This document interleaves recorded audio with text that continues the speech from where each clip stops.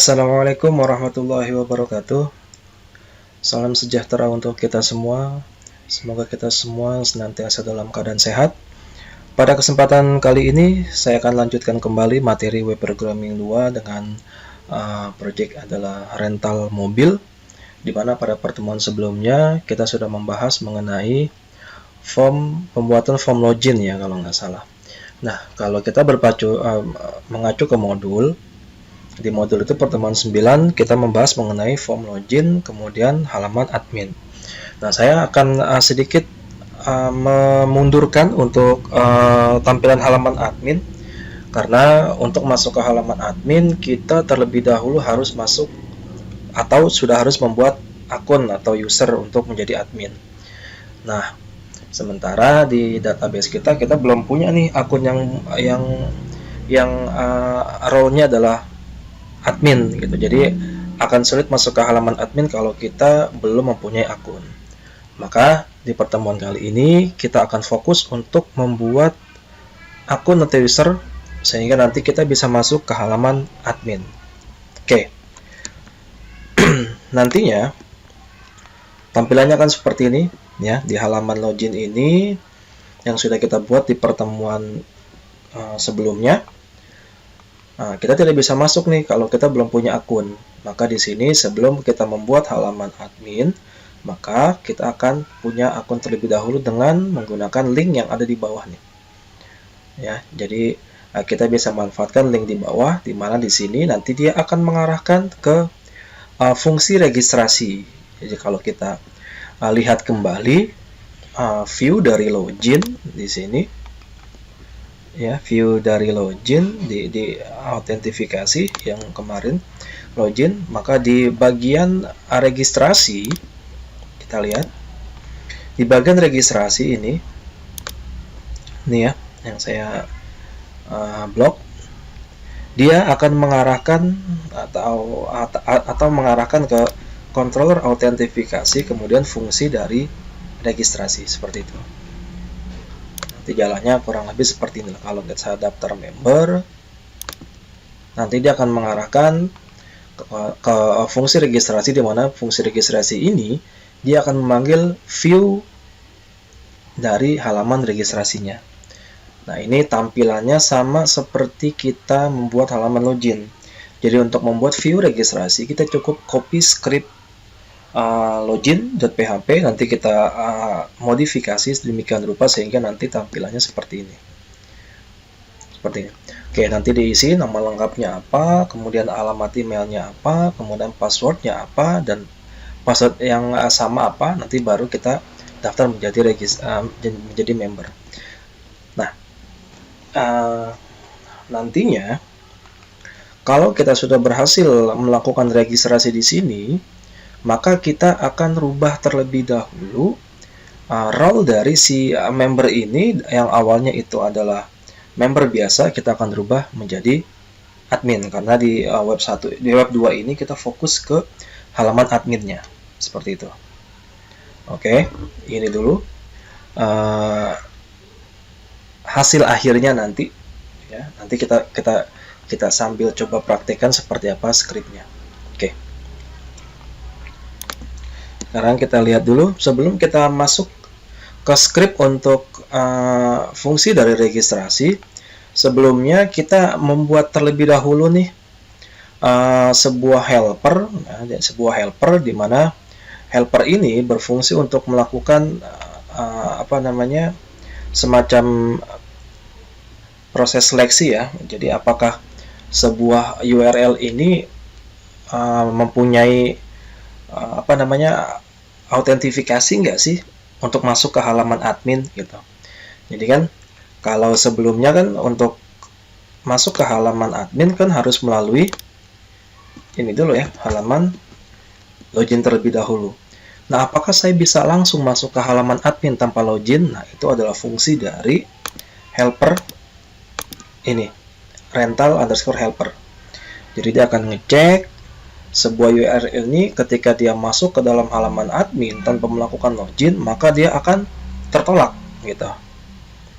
Jadi di sini kita lihat skripnya, jika sessionnya itu tidak ada atau tidak ada session atau belum login ya, belum login tapi tiba-tiba dia ingin masuk ke halaman admin misalkan, maka nanti akan muncul pesan akses ditolak, Anda belum login, maka dia akan mengarahkan ke autentifikasi.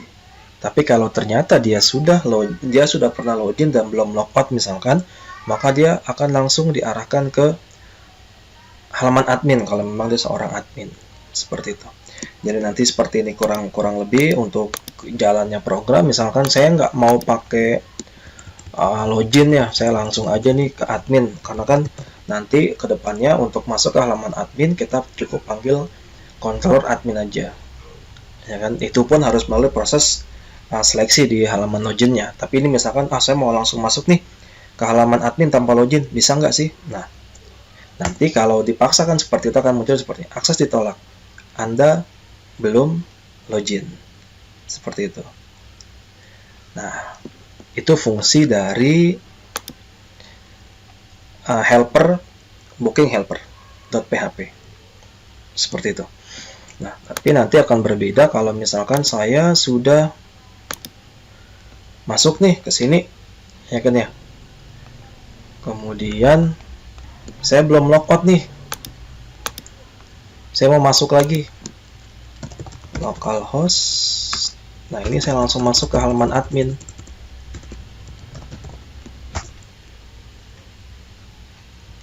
Maka nanti secara otomatis dia akan masuk ke halaman admin tanpa melalui login. Nah, itu fungsi, sekali lagi, fungsi dari helper booking_helper.php. Oke.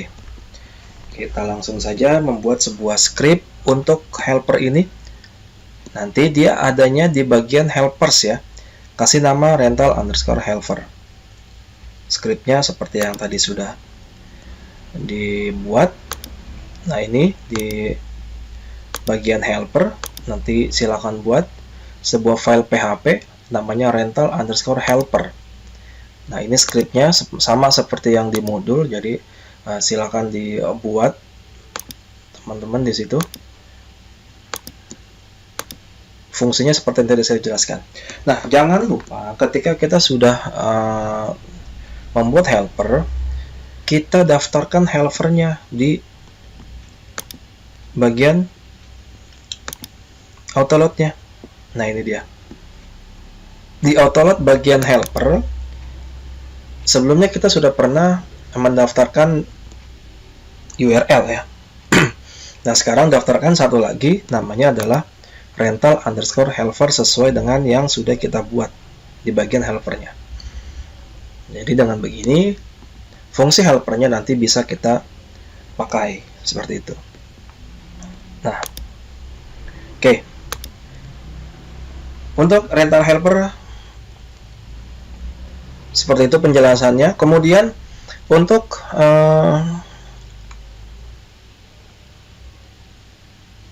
berikutnya, ini untuk gagal.php dan 404.html blog dan gagal ini saya skip teman-teman, jadi kita belum masuk ke situ. Silakan dibuat, kalau mau dibuat silakan, cuman penggunaannya masih belum terlihat sampai di mana penggunaannya. Jadi saya langsung skip dan beralih langsung ke halaman bagian dari controller autentifikasi. Nah, di sini di kontrol autentifikasi nanti, sebelum kita buat kontrol autentifikasi, kita buat dulu nih view-nya nih. Tadi kan sudah kita bahas ya, ketika kita masuk ke halaman view dari si registrasi per member, tampilannya seperti ini.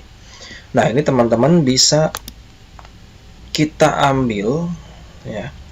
Kita ambil scriptnya di bagian view, nanti di bagian autentifikasi kita sudah pernah bikin yang namanya login. Nah, ini silakan ini di copy, kemudian nanti teman-teman bikin sebuah file view baru dengan nama registrasi.php. Nah, nanti silakan pastekan hasil yang tadi di copy dari halaman login, pastekan di bagian registrasi dan silakan edit tampilannya. Jadi kalau sebelumnya cuma ada 2 ya kan, username atau email dengan password, nah sekarang tinggal ditambahkan aja.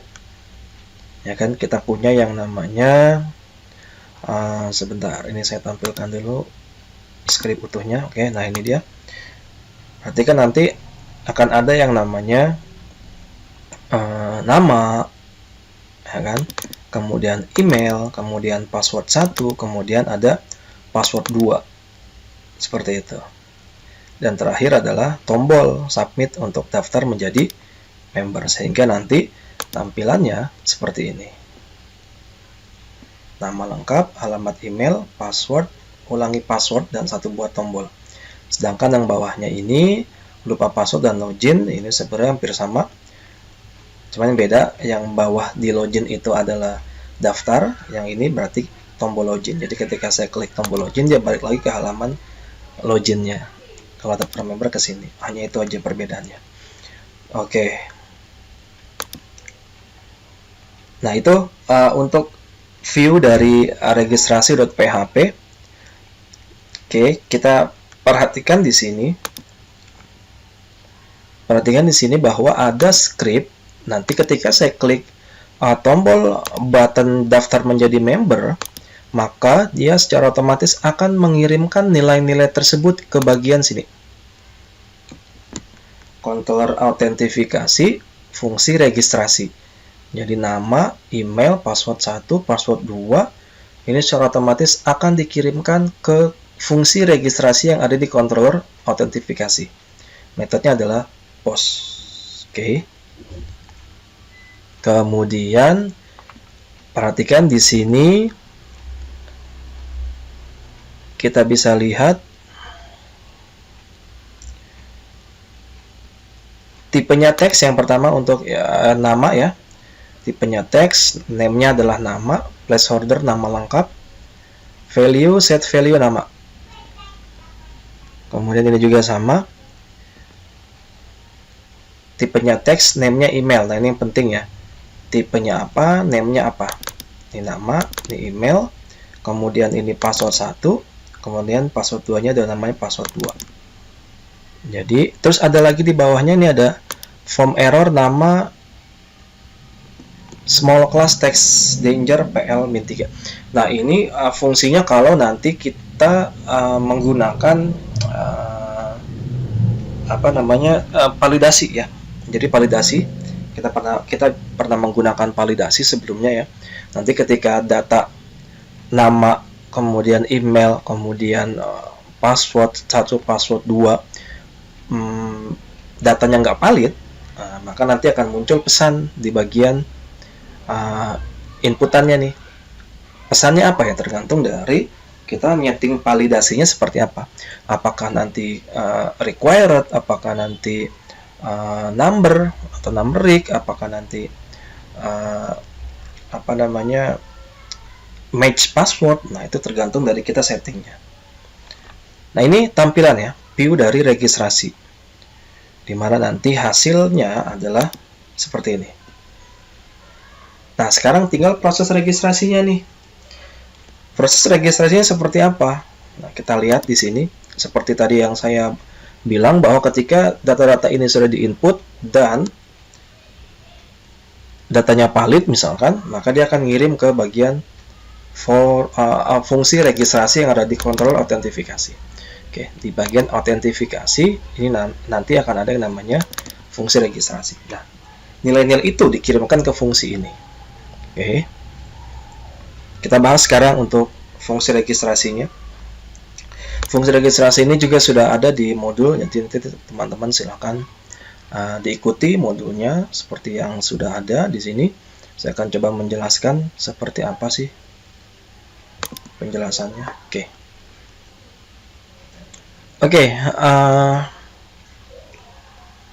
Untuk registrasi ini, fungsi registrasi di pertama adalah dia akan cek sessionnya. Kalau sessionnya nanti ternyata sudah ada, nah kan ya, maka nanti dia akan didirect ke halaman user.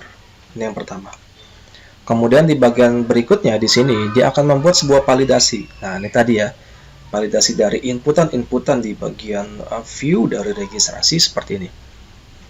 Apa aja yang dibuat validasi? Yang pertama ada nama. Di sini dia validasinya ada required, artinya dia nggak boleh kosong. Nanti kalau ternyata kosong akan muncul pesan nama belum diisi di bagian input nama. Kemudian berikutnya email. Nah, ini email. Email ini dia punya validasi cukup banyak di sini. Required, kemudian trim, kemudian valid email, kemudian is unique. Nanti kalau emailnya nggak valid akan muncul pesan email tidak benar. Kalau emailnya kosong akan muncul pesan email belum diisi. Kalau emailnya pernah diisi atau kita sudah daftar nih dengan email yang sama, maka nanti dia akan muncul pesan email sudah terdaftar. Nah, untuk email. Kemudian untuk password, nah ini untuk password 1, validasinya adalah required, trim, min length 3, match dengan password 2. Jadi di sini match di sini artinya dia harus sama nilainya antara yang diinput di password 1 dengan password 2, match password 2. Kalau nggak sama, akan muncul pesan password tidak sama. Min length ini berarti minimal length-nya. Kalau misalkan ini cuma 2 misalkan passwordnya, maka akan muncul pesan password terlalu pendek. Oke, nanti silakan teman-teman kembangkan mau seperti apa inputannya. Ini sebagian aja yang dibahas di sini. Oke, kemudian ini pengecekan validasinya jika this form validation run false. Kalau ternyata validasinya itu tidak benar atau tidak valid isiannya, maka dia akan kembalikan nilai-nilai ini ke halaman registrasi kembali. Jadi halamannya muncul adalah registrasi lagi. Gitu. Else berarti kalau data yang diinput di situ valid atau benar, maka nanti kita lihat di sini dia membuat sebuah variabel dengan nama email untuk menampung inputan dari email. Oke ya. Jadi nanti email yang diisi dimasukkan ke dalam parameter atau variabel email. Oke. Kemudian setelah itu data-data yang diinput tadi akan diparsing ke dalam sebuah parameter atau variabel dengan nama data. Apa aja isinya data ini? Nama. Ya, nama. Ini nanti diambil dari pos nama. Pos nama itu berarti yang ada di sini ya. Di bagian view registrasi di sini kan ada nama, ya kan? Ada email, ada password 1, ada password 2. Nah, itu inputan-inputan semuanya. Name-name-nya itu yang akan diambil. Oke. Pos nama berarti yang tadi ya, posnya. Kemudian email, HTML special char dari email, berarti nanti emailnya akan disimpan. Kemudian image, nah image ini kan kita nggak ada nih. Kita nggak upload gambar nih di registrasi. Nah, berarti nanti untuk image ya, ini nama, email, image, password ini kan semua yang ada di dalam sini ya, tabel user ya. Jadi data-data itu akan kita masukkan ke dalam tabel user semuanya. Nah, permasalahannya adalah kita tidak ngisi sesuai dengan jumlah di tabel. Nah, gini, saya akan buka tabelnya. Nah, di tabel user ini, karena kita sekarang menyimpan ke tabel user, saya akan buka tabel usernya. Nah, ini di strukturnya kita bisa lihat bahwa parameternya ada ID, nama, email, image, password, role ID, is active, dan tanggal input. Di registrasi kita hanya ngisi ini, nama, email, dan password. 3 itu aja. ID kita tidak lakukan penginputan. Di script pun kita tidak menyebutkan ID. Ini kalau teman-teman lihat di sini, ini nggak ada ID nih. Karena memang ID itu di database-nya, di tabelnya ini sudah auto increment. Secara otomatis data masuk, ya ID-nya kan otomatis terisi dengan sistem di situ auto increment 1, 2, 3, 4 dan seterusnya. Jadi tanpa kita isi pun dia sudah langsung isi dirinya sendiri.